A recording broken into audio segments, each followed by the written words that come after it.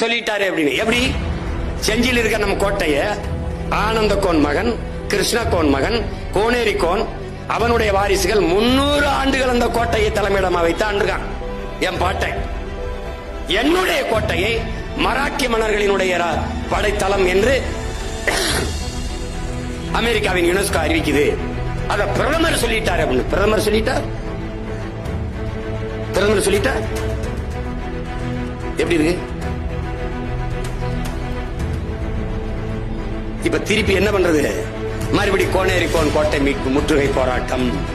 மறுபடி செஞ்சியில என்ன நம்ம பாட்டைங்க வாழும் வேலும் என்று போராடினாங்க. நம்ம கையை உயர்த்திக்கிட்டு அறிவாயுதம் ஏந்தி போராட வேண்டியதான். கொஞ்ச நாள் இப்படி கத்திக்கிட்டு இருப்போம். அதிகாரத்துக்கு வந்தா பெரிய வளைவு. கோனேரி கோன் கோட்டை எப்படி போடுவேன்? கோனேரி கோன் கோட்டை 2 துணை காவல் நிலையம் இங்க. எவன் வந்தாலும் தூக்கி அடிச்சு உள்ள போடு. எவனாவது மராட்டியம் கிராட்டியன் வந்தானா மான தமிழ் மல்ல மராட்டியம் கோட்டைங்க என்ன போடு கிழிக்கிறீங்க? சான்று ஆவணம் கல்வெட்டங்க இருக்குது. ஆனந்த கோன் மகன், கோனேரி கோன் மகன், கிருஷ்ண கோன் மகன், கோனேரி கோன் ஆண்டதுன்னு கல்வெட்டு இருக்குது. ஒட்ட குத்தர் பா இருக்குது. செம்பியன் கோன், காடவர் கோன் இவெல்லாம் ஆண்டிருக்காண்டான்னு இருக்குது. பாட்டு இருக்குது. நீ திடீர்னு சொல்லிட்டு போயிட்டீங்கன்னா ஒரு 2 பிரச்சனை கிடையாது, எல்லாமே பிரச்சனை.